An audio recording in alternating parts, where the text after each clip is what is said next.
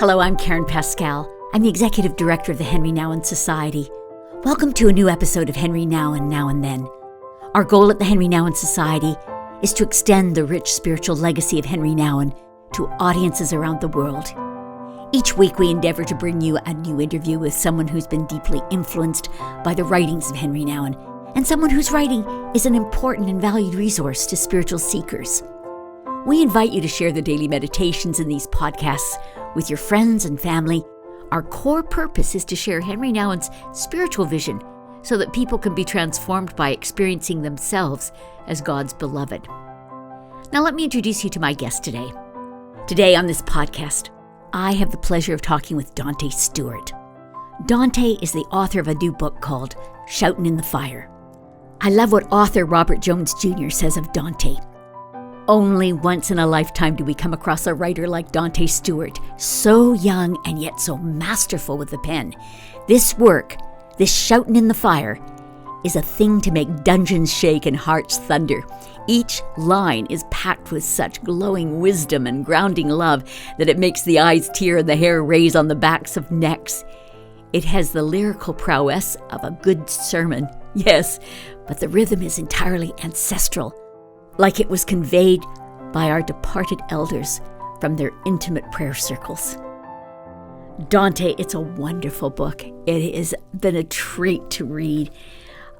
Thank you for joining us today on Henri Nouwen Now and Then. Oh, gee, I look forward to it. Danté, it's a stirring meditation on being Black and learning to love in a loveless and a very anti-Black world. What compelled you to write it? Well, I think every kind of thing of art or artifact of art is always kind of grown out of the kind of deepest questions that one is facing in any given moment. So when we talk about okay, what compelled you to write it? My mind goes back to the moment where I am in my truck and, Alton Sterling is murdered. And then Philando Castile is murdered. And I am a young man who is trying to find himself. I'm married. I'm inside of a white church. I am so many things to so many different people. To some people, I am, the former athlete who was at Clemson, who quit football, who left. For some people, I was the drummer, the little drummer boy, the vacuum boy, church boy, who shouted around church, who sung, who preached. For some people, I was just a worker at Enterprise, washing cars, renting out cars. For some people, I was, a pastoral intern, leading people through a book on race by white dude who says oh, at one point in time I was racist, but then I got saved, and then automatically, all of a sudden, everything went away. And for me, when I think about being compelled, or in the language of the old days, being called to do something, having this kind of enthusiasm or being filled with God in any moment, I think about those times of me being many things to many people and me choosing writing as a way to become something to myself. And that probably was what compelled me to write this book was, I looked at my life and so many people made me so many things. And I let so many people make me so many things. And I was wondering, is there a moment in time where I can choose something for myself that is mine, that is the way I want it, that is the way I feel it, that is the way I remember it. And once it's done, then it's kind of soar in the world and do whatever it wants. So that's what kind of compelled me to write it. It's interesting because as I read the book, I loved the honesty and I loved the story you were telling me, and it was your story. It was so personal. It was so intimate. And it's funny because I did a documentary series called Stories of Our Becoming, because I always found that when people started to tell, how did I become who I am today? They went back into who shaped and formed them. And your story does that so well. It is the story of the little boy. It's the story of all the influences. It's the story of It's a self-awareness story that that is told in a way that, honestly, I want others to read too, because you helped me understand things that I didn't understand. I went on the journey with you through this book. And, it's funny, as I read it, I think, I can hardly wait to read your next book because you're on a journey and you're honest about it. That's something I felt within the pages. You have come of age in a time of terror. Let's go back through that a little bit. Yeah, in the book, I chronicle very viscerally and very intimately death. Like, when I think about, like, my book, what's crazy is, like, I never really thought that I was, or even thought of myself as kind of a theologian of grief and self-love and becoming.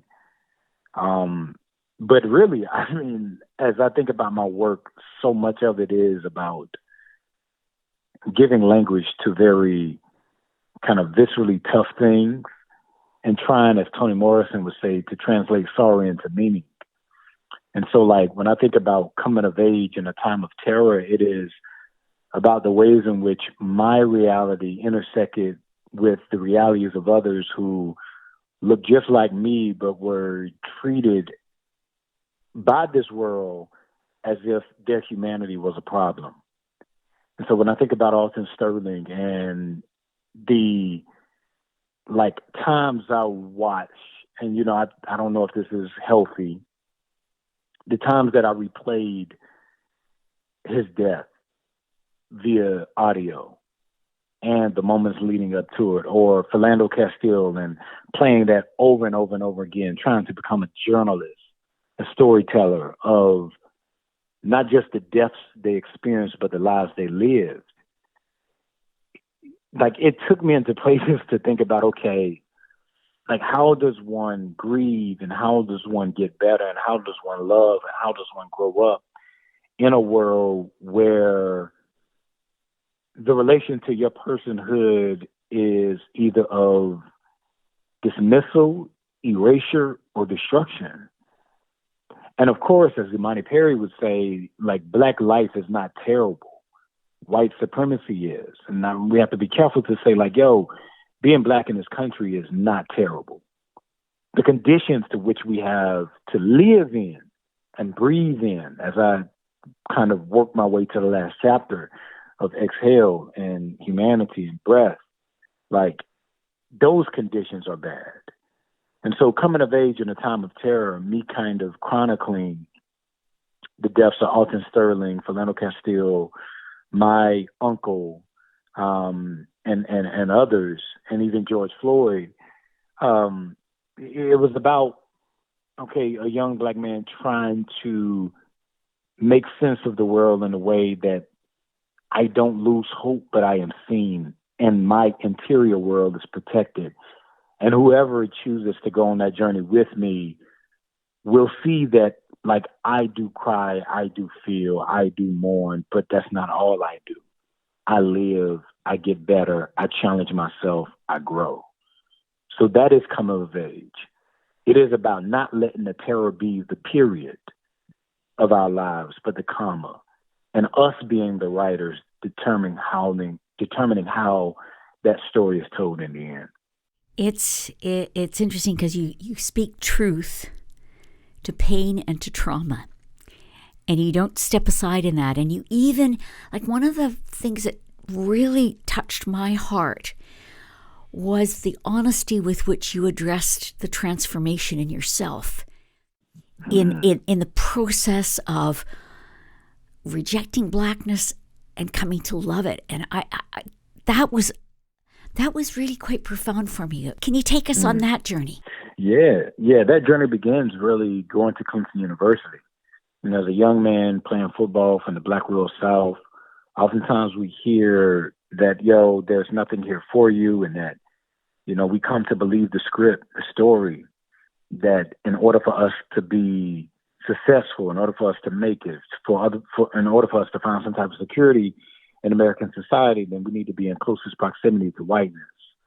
And what we didn't take into account is the ways in which, like, in order for whiteness to be a thing, then it must have total control. It must have control over the mind, the body, the movement, the imagination, the dreams, the future, the present, the past. Like, it must have total dominance, and I think it's subtle because in very real ways, in order for us to make it in the society, the ways in which the structures have been ordered, the world that we have inherited is true. That in order for you to be protected, in order for you to dream, in order for you to make it and find security, you have to be like linked to whiteness in some form or fashion. But for many of us, we don't work off that framework. We go and just think, I'm just an athlete playing at Clemson. I'm just a young man just trying to get it how I live. I'm just trying to make something of myself. I'm just trying to do this and trying to become this and that. And over time, what we take for granted is there's always a cost and there's always a price to pay. And that's why I entitled the chapter Wages what it is. It is the metaphor of this is the wage of your entering. This is the price. This is what will happen to you if you're not aware of where you come from or where you're going.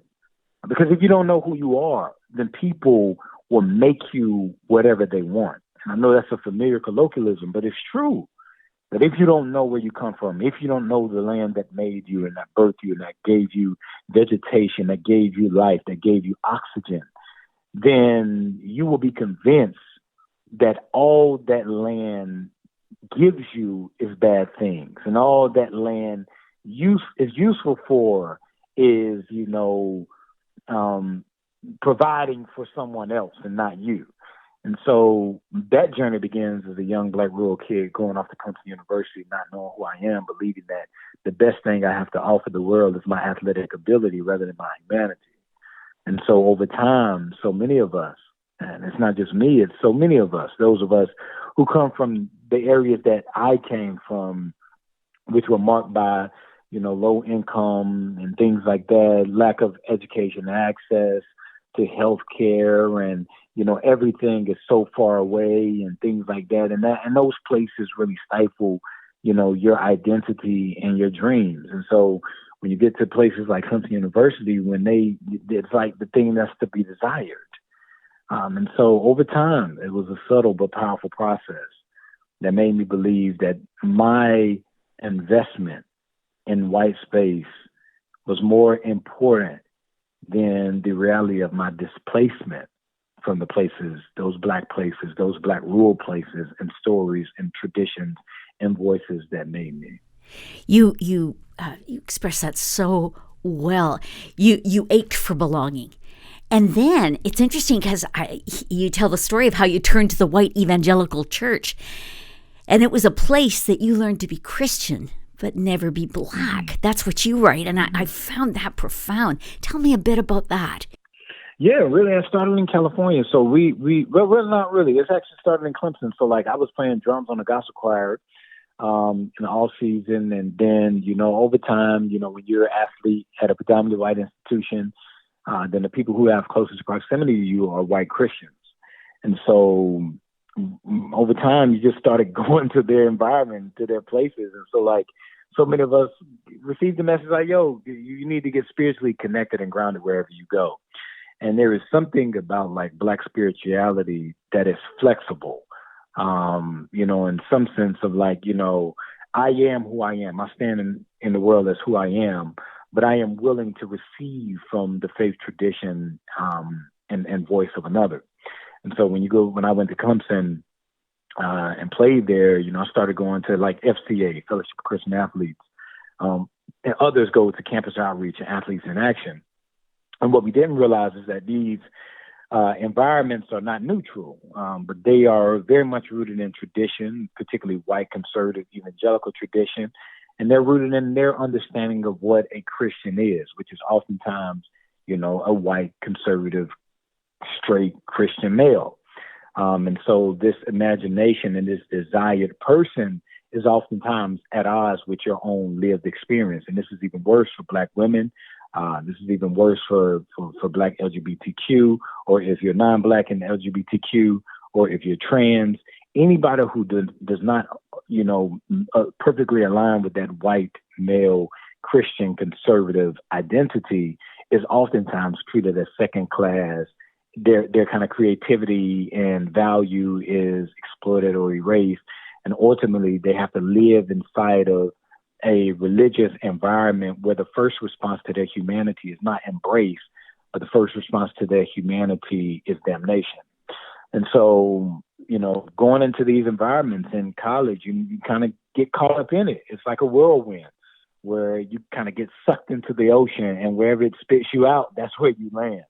And ultimately, we landed in Calvary Chapel, and then ultimately, through time to Southern Baptist Church until, 2016, 2017, where I ultimately realized that, like, my family and I could not be in a space that only wanted my presence insofar made them believe that they were not racist, but didn't, like, really love us for who we are. They were terrific, at, like, listening to Black stories and in some sense exploiting Black stories. But ultimately, these spaces proved inept and terrible at loving Black people.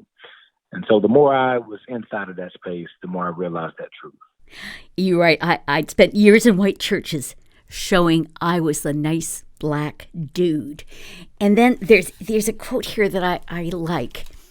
We're not here because our country and the people of this country have been exceptional at becoming more loving and more honest and less violent. No, we're here because we refuse to believe their lie that our lives don't matter, that we should accept our suffering, and the best parts of ourselves are what can survive whiteness and terror. You don't spare yourself at all in this book, and I appreciate it so much, because it is really a story of becoming. It is really a story of waking up. I love also you wrote another thing in here that I just like. Something. If you looked at my book, it is just lined throughout because I enjoyed it so much. But one of the things that caught my eye was this quote here. I don't know if I'll have the answers, but what I do know. Black people deserve love. Black people don't deserve bullets. Black people deserve tenderness. Black people don't deserve terror. Yes, indeed. Tell me who Jesus is for you in all of this. I want to know, because I think that too has gone through a deeper understanding that you need to share with us. It's rich and it's real. Oh, yes. Yeah, for me, at one point in time, Jesus was just a theological concept. Jesus was this kind of ethereal, out there person who became like almost, the Joker card, the one that wins the game in the end, that the one that has all power, that, is desired, not simply because it is, but because it's something about it that can be used to overtake another, to overpower another, to be seen as objective and in some sense powerful in the world.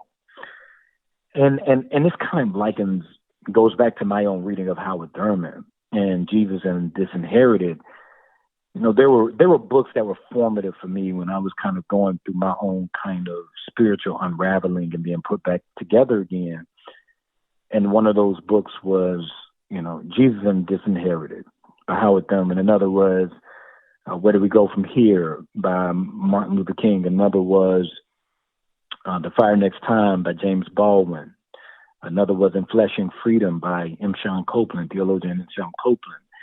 And even, we're here for on a podcast celebrating Henri Nouwen, and it is no way to think about my journey with Jesus or my journey with myself without thinking about reaching out or In the Name of Jesus or even The Wounded Healer or Life of the Beloved or even that sermon, on that famous Henri Nouwen sermon on being the beloved of God. And I think about all of those voices and those imaginations, those theological imaginations of who Jesus is. And, at one point in time, I read Jesus as this kind of being that was to be used for power and control, in a way to like arrogantly position myself as believing that in order for people to be close to God, they had to be close to me. But now over time, through both writing, through reading, through my own kind of journey, I'm realizing I would rather a Jesus of John 10:10 that says, the enemy comes to steal and to kill and to destroy. But I have become that they may have life and experience life to the full. When I think about Jesus and I read Jesus through my own experience, because if we're honest, and this is kind of back on my sociology background, thinking about C. Wright Mills, that we all experience the world from the place of our own kind of lived experience. Our experience of religion, our experience of God, the way we name God, the way we relate to God and ourselves and to the natural world and to the world of humanity has always grown out of the social, political, religious context we are groomed and grown in. And so that is going to shape how we name God and think about God and the likes and what we do with God when we actually, quote unquote, have God. And so when you look in Christian history, there's always been this kind of battle for what type of God would consume our imaginations, what type of faith would consume our body. And so I think about these writers from Baldwin to Morrison to Bambara to Henri Nouwen to Thomas Merton and the likes. I've started to understand Jesus as a friend and a lover and a liberator, not just somebody who wants to control and demean and demand everything of another, that takes everything from their personhood. But I see a God that comes close and comes near, that does not want to erase us and does not want us to hate ourselves in order to be loved by God. And as I write in the book, and Jesus does not have to hurt people in order to love them. And so I think about like my understanding of Jesus. It's like, okay, whether it's my own understanding of politics or religion or my own understanding of myself and relating to myself, if it steals from me my ideal of what I can become based on the dignity that God had already, placed upon me, that emanates from my from the very center of my life, if it steals that from me, if it kills my imagination of what I and the world can become, and if it destroys the beauty and the fabric of our lives that's woven together in our stories, then it's not something that Jesus wants. The Jesus that I have come to learn and to love is a Jesus that wants us to experience life and life to the full. And there's a story in the Gospels with Jesus talking to the Pharisees, and many of the leaders, the religious leaders, are using religion, as a way to harm others. And Jesus says to them, "You have heard it said, but I say to you." And I imagine that Jesus, in my own sanctified imagination, thinking with Professor Will Gaffney in her book, Womanist Midrash and Womanist Theological Reflection, in my sanctified imagination, I imagine Jesus saying that your faith is public, but it is problematic. And if we want to live the life of Jesus, then we need a faith that liberates and loves and puts us back together again, allow us to find ourselves, rather than a faith that turns faith into a weapon to be used. Oh, wow. Tell me a little bit about Jesus' solidarity with Blackness, because you get that, and you've just shared that in some ways, and yet there's also more that I found within your book that just moved my heart so much. The solidarity with Black bodies being lynched and Jesus being lynched. I get that, and I loved it, and I want you to share a little bit about that. Oh yeah, this is really in love of course, Dr. James Hal Cone, in his incredible book, Black Theology or Black Power and Black Power, or God of the Oppressed, Spirituals and the Blues, with the Cross and the Lynching Tree. When I started to read, and this really, was my reading of his last book, which was his kind of theological memoir, his spiritual autobiography, said I wasn't going to tell nobody. he had this line that it kind of stilled me, when I read it. He said that, he had this PhD, but he needed to develop a theology that was both accountable to God and to Black people. And when I think about Jesus's Blackness, I don't think about, it to kind of use this kind of theological term or scientific term or philosophical term, ontological. I don't care, I do care that Jesus is not white, but I'm not as caring of, what was Jesus particularly ontologically Black. But I am more concerned about the ways in which Jesus stood alongside in solidarity with the marginalized of society, the same way Black people deal with marginalization in our society, and is somebody who stands in that marginalization and wants to bring meaning to say that your life matters much more than the political or the spiritual and religious space wants to tell you. I am concerned with the type of love that Toni Morrison writes about in Paradise, when she writes that Jesus had been freed from white religion, and he wanted these kids to know that they did not have to beg for respect. It was already in them, and they only needed to display it. They wasn't talking about, Jesus' skin color particularly, though he definitely wasn't white, but they were talking about his experience, about what Jesus knew, what it meant, how Jesus knew, like James Baldwin, what it meant to live in an occupied territory, and how James Baldwin and Katie Cannon and so many of these Black theologians and womanist theologians wanted to say that, the Jesus that we worship is not a Jesus who's just simply concerned about this nostalgic past, but like Henri Nouwen asked, how do we lead this person to tomorrow?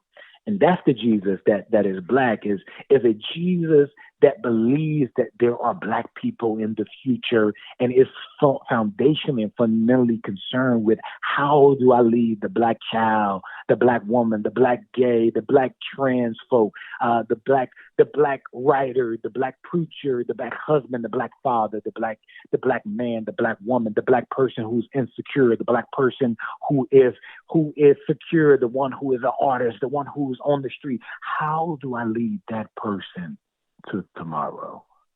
That is the Jesus that's Black for me. I love that. I love that.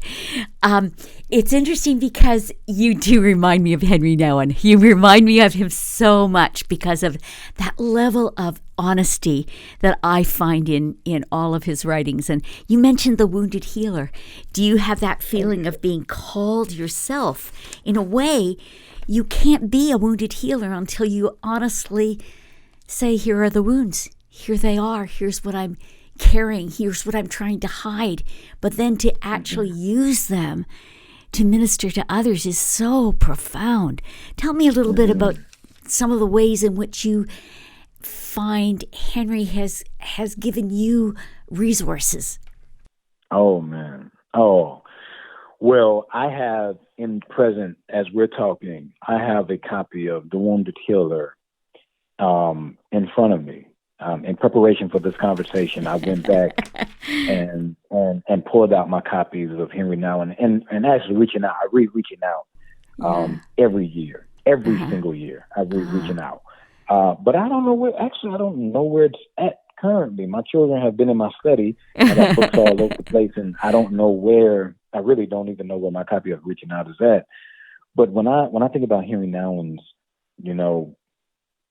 just importance in my life, I'm on page 38, and it's lined again and again and again, and underlined. I write, the Christian leader is therefore a person who is willing to put their own articulated faith at disposal of those who ask for their help.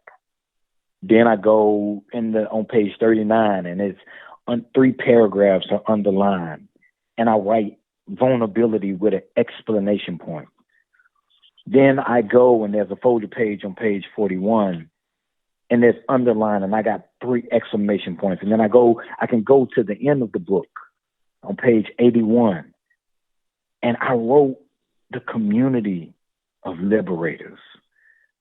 The world is full of women and men and children who are waiting for Liberator Jesus. And I think about like this, like I probably wrote this back in like 2016, 2017, when I was trying to be put back together in my own unraveling and my own revelation of myself. And I realized that Henri Nouwen was a person who gave me language. You know, he was a person who taught me how to be compassionate with myself. He was a person who taught me that our religion, can only be powerful insofar as it helps the most marginalized find their humanity and meaning and their freedom. Henri Nouwen was a person who showed me that, like, there are things, like I write on page 84, inside of myself that I write reflect on this. Then there are times where I write, wow, and I'm wowed by this person. And so when I'm, and I think about Henri Nouwen, and that is what Henri Nouwen is for me. It's like he's given me language, he's given me things to ponder, he's given me the grace and the compassion that we all need. And I think of my book as that for people. Yeah, is that like you will be disappointed if you come to my book looking for answers. But you will find so much if you come to my book looking for yourself. That is so well put. It's interesting because I underlined the word vulnerability, because your book is vulnerable. You allowed yourself to be vulnerable. I didn't feel like you hid. I felt like you said, here's my journey. You helped me understand how rage became a tool in your life. Rage literally became a tool to put the shattered self back together again, which was important. But I love the vulnerability, and I want to encourage everyone to get this book. I loved it, and I think it's an important book to be reading right now. I really do. It's funny because before we talked, you had mentioned how you'd enjoyed Reaching Out, so I found my copy of Reaching Out. And what I was reminded of with Reaching Out, I commissioned my son-in-law as a painter, and I commissioned him to do a painting of Henri. This is back about 7 or 8 years ago. And he did a beautiful painting of Henri. He's a gifted painter. But he took the background and he put the pages of Reaching Out. That became the canvas, because he said, that has so spoken into my life that he speaks to me out of those words. And there's Henri sitting on the pages of Reaching Out, because it is, I guess it's Henri being vulnerable in his books that has really perhaps met us in ways that maybe we're used to it now, but we weren't at the time when he started writing like this. I don't think there were many that were writing like this, but he was willing to say, here's my inner battle, and be so breathtakingly honest with it that you could drop your mask and say, I've got a battle too. I'm warring in this area of my life. I'm trying to keep the mask up, but it's falling down all the time. It is the breathtakingly honesty of your book and the fearlessness that I have really loved. Toward the end, there's a question that you drop in there that your sister asked. And it was a sweet question, and I meant to start with it, but here we are getting closer to the end, and it was the question about, when did you first realize you were Black? She asked that. Yeah.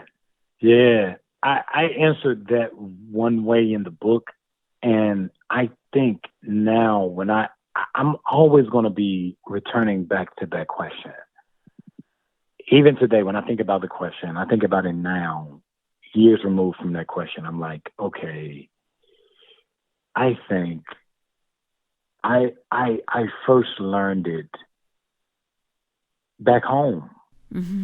Like before I ever knew what white supremacy or racism was, I knew the warmth of our home.